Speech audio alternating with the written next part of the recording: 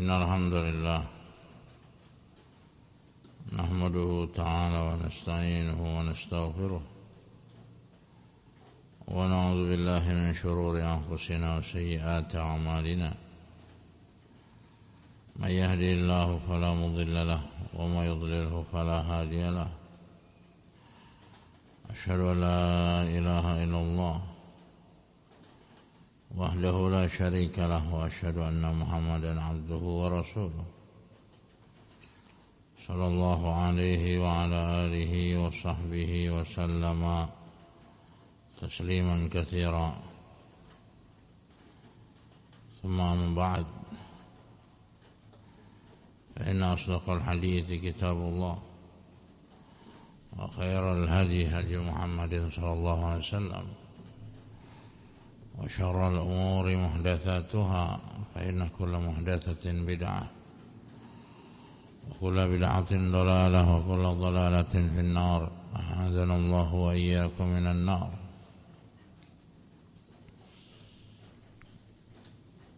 قال الإمام ابن القيم رحمه الله, berkata Imam Ibn al-Qayyim rahimahullahu ta'ala, والتحقيق في ذلك أن الأدوية من جنس الأغذية فالأمة والطائفة التي غالب أغذيتها المفردات أمراضها قليلة جدا وطبها بالمفردات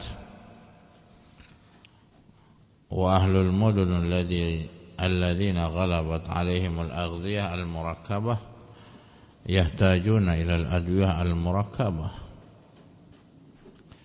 وسبب ذلك أن أمراضهم في الغالب مركبة فالأدوية المركبة أنفع لها وأمراض أهل البوادي والصحاري مفردة فيكفي في مداواتها الأدوية المفردة. هذا برهان بحسب الصناعة الطبية. Masih dalam kajian Tibbun Nabawi yang dikarang oleh Al-Imam Ibn al-Qayyim rahimahullah. Kata Imam Ibn al-Qayyim rahimahullah, wa tahqiqu fi dzalika,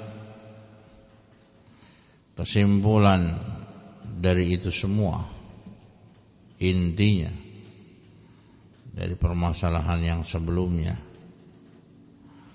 adalah annal adwiyata min jinsil aghdiyah, yang namanya obat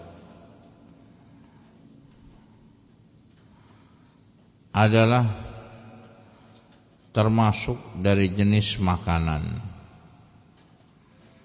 Maksudnya apa? Seperti makanan penduduk Ahlul Madinah di zaman Rasulullah SAW apa? Gandum, kurma, zabib. Zabibnya apa?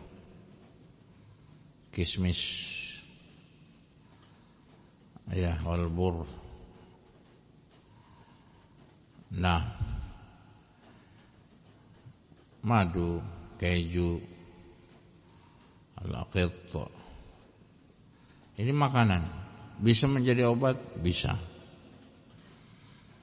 Karena sudah dibahas pada pertemuan sebelumnya, para tabib sepakat kalau seseorang bisa diobati cukup dengan pola makan yang baik, maka la yu'dal anhu ila dawa. Kata Ibnu al-Qayyim rahimahullah, enggak perlu dikasih obat. Dia misalkan meriang, capek, habis safar, ya lemes, lemah, letih, lesu dan lain sebagainya. Ya mungkin kasih sop kambing aja, kasih sate kambing, sop kambing, istirahat secukupnya, naik lagi tenaganya. Ya, ini maksudnya. Atau kasih jus kurma 7 butir, kasih madu 1 sendok. Walaupun sifatnya ini adalah makanan, tapi ini adalah obat, penambah daya imun, vitalitas, energi, penambah kekuatan, ya, dengan izin Allah tentunya. Cukup. Dan staminanya akan naik. Sehingga kata Imam Ibnul Qayyim rahimahullah, kalaulah seandainya dikasih makanan saja sudah cukup, makanan maupun minuman, misalkan makanan Ahlul Madinah tadi apa yang sudah disebutkan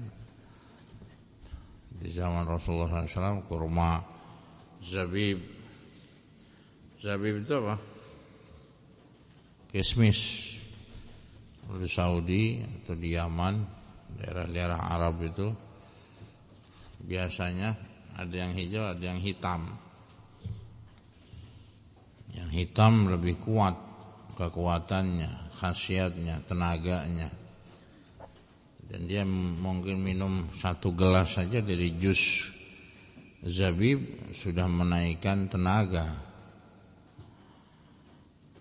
Kalau itu saja sudah bisa menyeimbangkan kesehatan dia, menaikkan tenaga dia, maka cukup. Fal ummatu wat ta'ifatul lati ghalibu aghdiyatiha al-mufradat. Sedangkan kebanyakan dari bangsa manusia, kebanyakan umat-umat manusia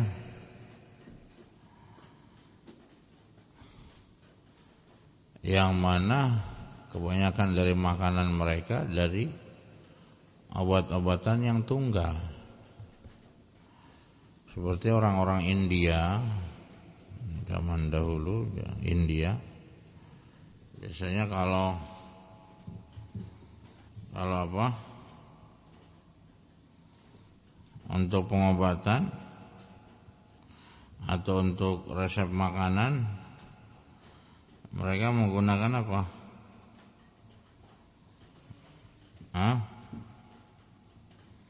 Kunyit kan biasanya.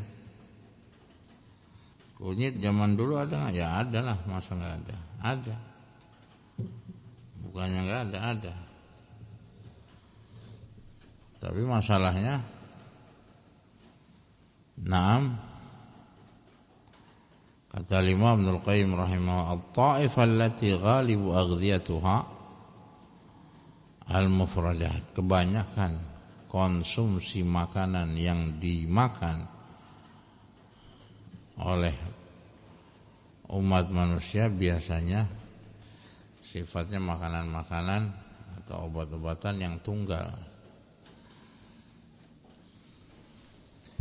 Kita kasih contoh saja dari zaman dahulu, mungkin ada gambaran zaman dahulu atau sampai zaman sekarang pun, masalah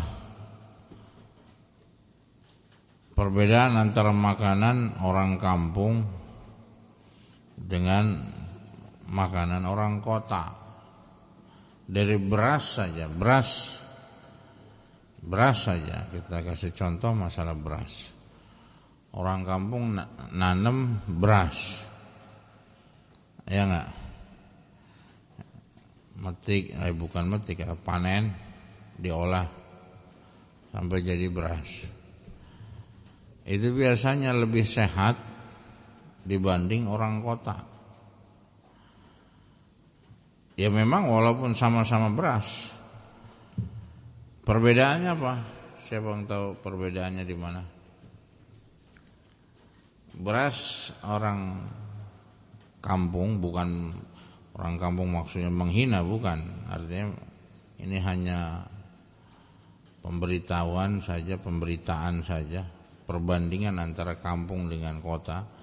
Yang di kampung itu biasanya beras-beras itu masih murni, masih fresh, masih bagus.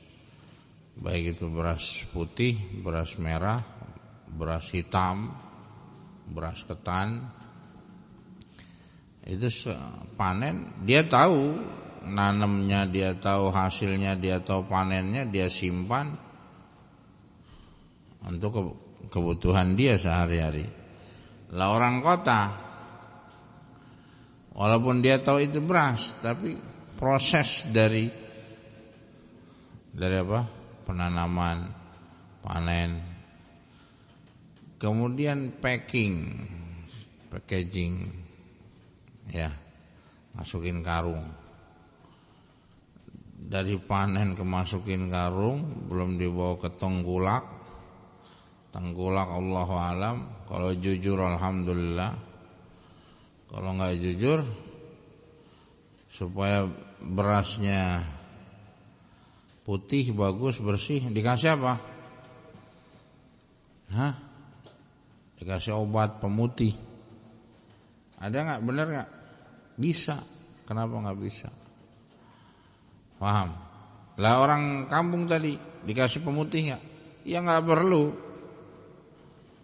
Orang kota kalau berasnya enggak putih, protes enggak? Protes. Wah, ini berasnya enggak putih, berasnya enggak bagus.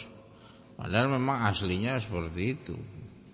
Karena beras itu kan bermacam-macam grade-nya, tipenya, jenisnya, macamnya, kualitinya. Sudah memang pada dasarnya seperti itu, diprotes. Ini kenapa enggak putih berasnya? Ya kan, namanya pedagang, konsumen mintanya putih, ya kasihlah putih. Kalau konsumen mintanya hitam, ya kasihlah hitam, sesuai dengan apa? Pesanan. Saya lihat, perhatikan proses dari satu tahapan ke tahapan berikutnya. Yang di desa dengan yang di kota itu beda. Bedanya dari tadi, packaging, ya, kemasan. Ya kalau jujur sih alhamdulillah. Tapi karena oknum-oknum, orang-orang yang jahat kadang, yang kita enggak tahu,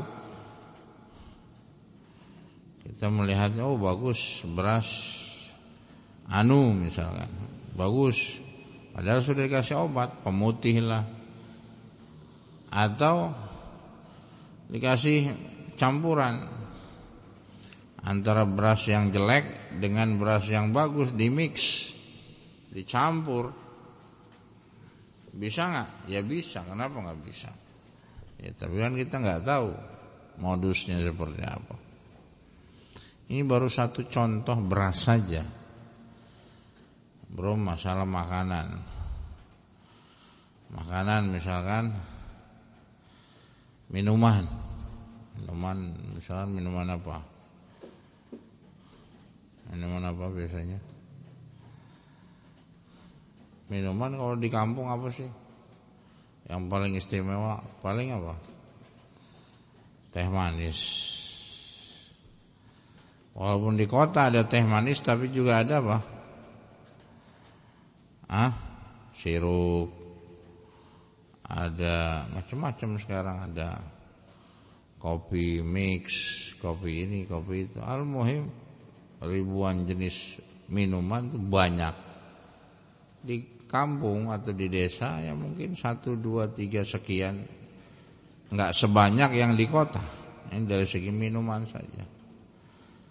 Sehingga misalkan dia minum minuman yang bersoda saja, paling sedikitnya dia sakit gigi. Paling minimnya habis minum sesuatu, aduh sakit gigi. Ini baru sakit gigi. Lah orang desa minum apa ya, paling air putih, teh pahit. Kalau ada gula ya teh manis. Kalau ada madu ya kasih madu, kalau ada gula merah ya pakai gula merah. Ini dari segi makanan itu antara desa dengan kota berbeda. Yang mana kebiasaan orang-orang desa ya makanan itu dijadikan sebagai obat. Dia makan misalkan nasi pakai sambal aja, udah nikmat. Sambalnya apa? Bawang putih, bawang merah, cabai, garam. Itu aja udah pelancar darah sebenarnya. Ada rasa-rasa garam ya udah.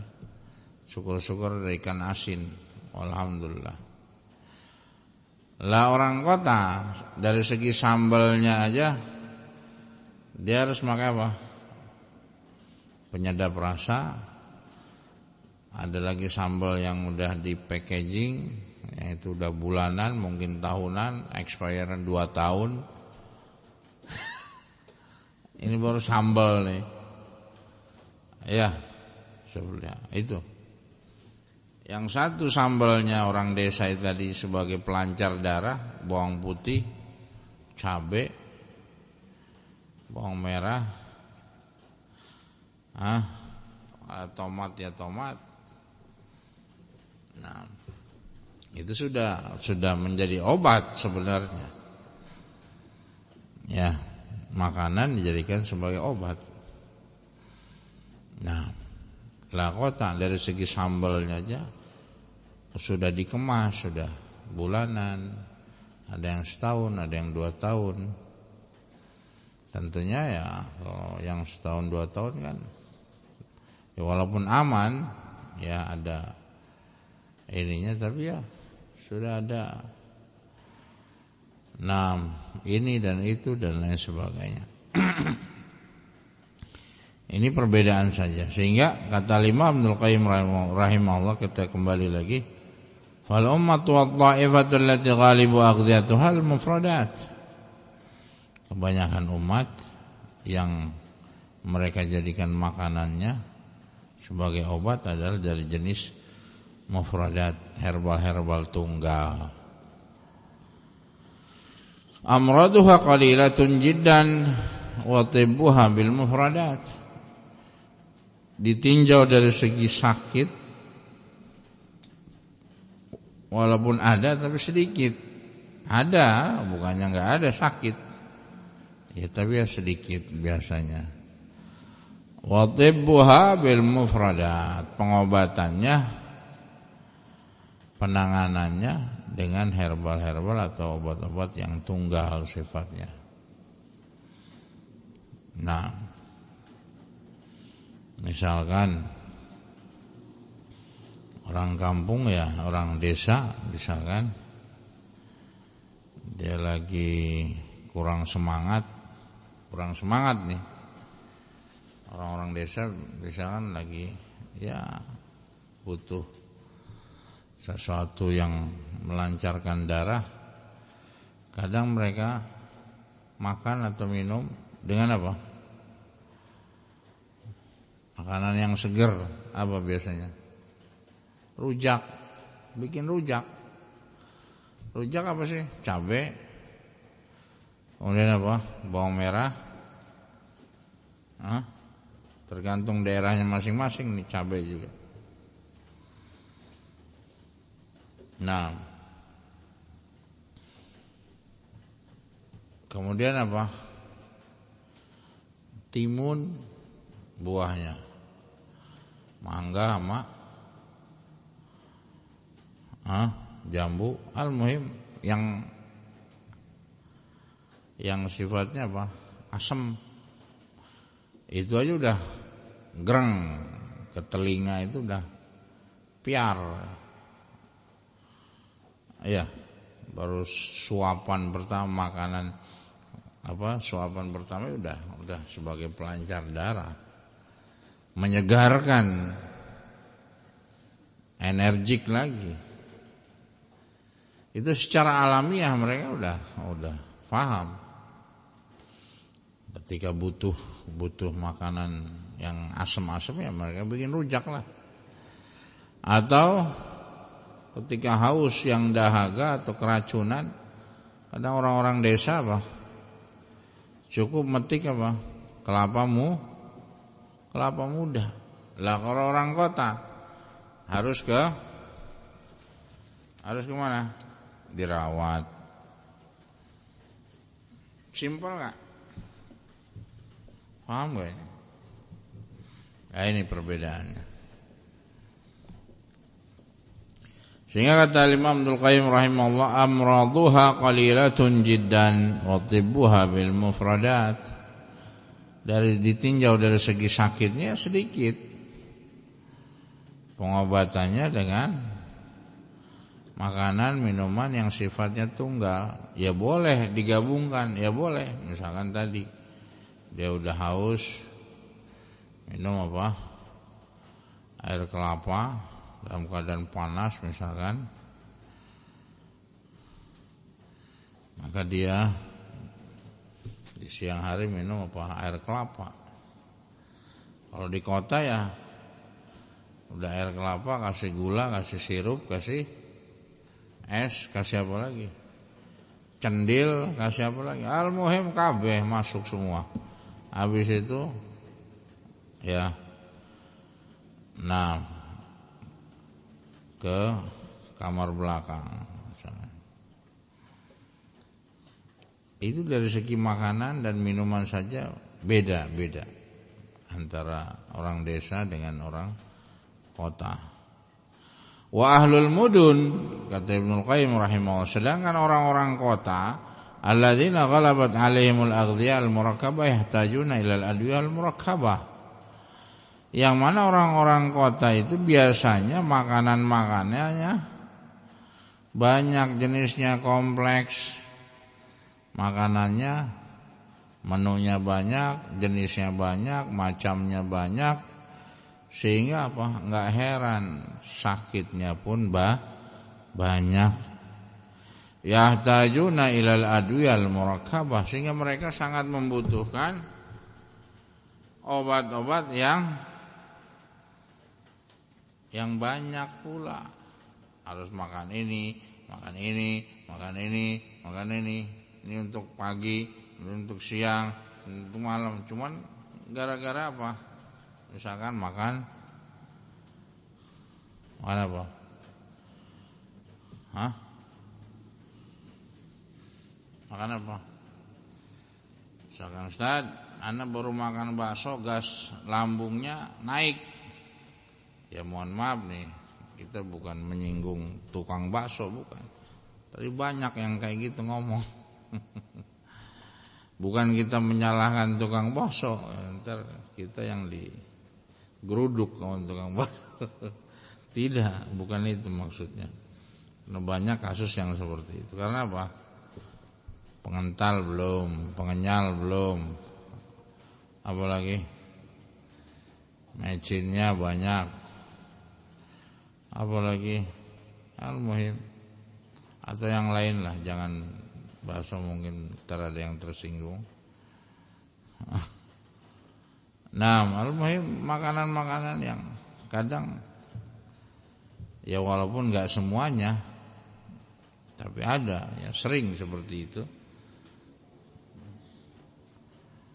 Nah,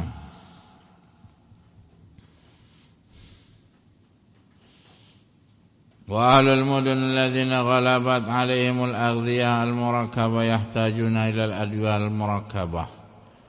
Orang-orang kota yang jenis makanannya banyak, bermacam-macam, biasanya ketika sakit butuh obat-obat yang bermacam-macam pula. Ya. Dan ini musyahad, bisa dilihat, disaksikan. Bahkan ya dia minum teh manis pakai gula putih misalkan, gula pasir, ngopi, tahu-tahu sakit perut, atau tahu-tahu sakit gigi, gusinya bengkak misalkan, ya, atau yang lainnya. Nah, Wa sababu dzalika anna amradhahum fil ghalib murakkabah. Kenapa demikian? Karena penyebabnya biasanya kebanyakan dari orang-orang kota fil ghalib secara keumuman itu sakitnya banyak komplikasi. Ya, makan junk food, makanan siap saji. Ya bukan enggak boleh, boleh silakan aja. Ini kita cuma ngasih contoh doang. Dan dia pola makannya seperti itu bertahun-tahun lamanya. Ya, paling tidak dia bagi kaum Hawa biasanya lambungnya kena, ya karena ada beberapa orang itu makan seblak misalkan. Bukan nggak boleh seblak, boleh halal, tapi udah mecinnya banyak, penguat rasanya banyak, terus ditambah dengan apa? Sambalnya juga banyak. Itu enggak sedikit dari mereka habis makan yang tadi itu langsung masuk IGD, dirawat sehari 2 hari. Seblak paling berapa sih? 10.000. Perawatannya, pengobatan 5 juta, sekian juta. Paling sedikit ya 100.000. Ya mungkin harus seminggu, 2 minggu sekian, tergantung tingkat keparahannya, masing-masing berbeda, enggak sama. Nah, fal adwiyatul murakkabah anfa'laha, sehingga obat yang sifatnya jenisnya banyak untuk penduduk kota lebih bermanfaat. Obat ini. Ya. Wa amradu ahlil bawadi was sahari mufradatun, sedangkan jenis dari obat atau tanaman atau herbal penduduk desa pedalaman sahari, orang al-badu, itu cukup dengan tumbuh-tumbuhan yang mufradah, yang ya tunggal. Misalkan dia masuk angin, ya rebusan jahe sama madu cukup, selesai, keluar anginnya. Ya. Atau kalau enggak cukup berarti kan sakitnya udah menahun, udah tua, udah komplikasi. Fayakfi fi mudawatiha ladwiyal mufradah, cukup pengobatannya dengan obat-obat yang sifatnya tunggal. Misalkan dia bikin pepes ikan mas. Bumbu pepes ikan mas apa sih biasanya? Kunyit, jahe, lengkuas, sereh, serai,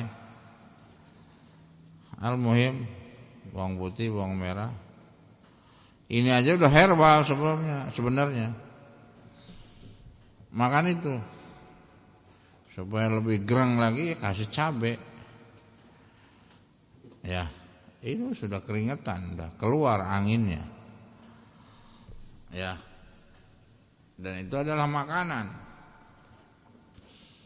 yang sifatnya obat, bisa mengobati.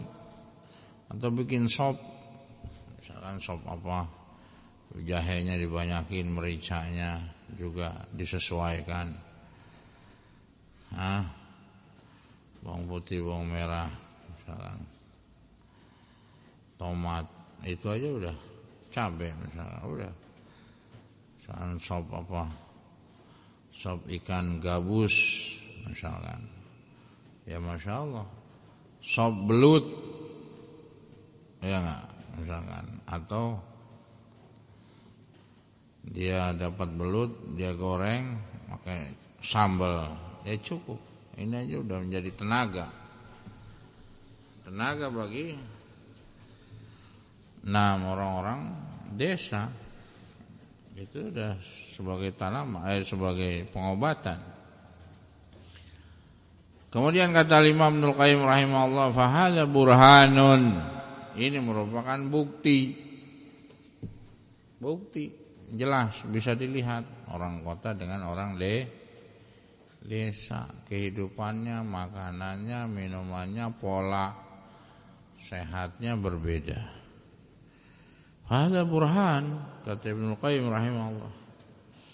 Bihasab as-sana'at at-tibbiyah, itu dilihat sesuai dengan bagaimana dia meramu, mengobati, dikembalikan lagi. Ini orang mana, orang desa apa orang kota? Sakitnya udah berapa lama? Ya, dia sudah berobat apa aja? Dicari yang simpel, yang mudah. Nah, ini sudah disampaikan jauh-jauh hari oleh Ibnu Qayyim rahimahullah. Tinggal kita membacanya, mengkaji, membaca, menulis, meresapi. Karena di zaman Ibnu Qayyim saja rahimahullah sudah terjadi seperti ini. Zaman kita pun demikian. Ya. Beliau lahir tahun 691. Ya, wafat tahun 751. Ini Hijriah. Sekarang tahun berapa? 1442. Ya, tinggal diambil aja, jadi berapa? Berapa ratus tahun yang lalu? 700 tahun yang lalu kurang lebih. Ini sudah ditulis oleh Imam Ibnu Qayyim rahimahullah. Perbedaan sakit dan obat orang pedesaan dengan orang-orang yang ada di kota. Itu sudah dibedakan oleh Ibnu Qayyim rahimahullah. Sudah diklasifikasi, pengelompokan. Ini dia ilmu yang penting dari seorang imam min a'immati ahlus sunnah wal jamaah, muridnya Syekhul Islam Ibnu Taimiyah rahimahullah. Beliau sezaman dengan Ibnu Katsir rahimahullah. Beliau sezaman dengan Al-Imam Az-Zahabi rahimahullah dan a'immah yang lainnya. Nah, wallahu a'lam bissawab. Alhamdulillahirabbil alamin. Subhanakallahumma wa bihamdika asyhadu an la ilaha illa anta astaghfiruka wa atubu ilaik.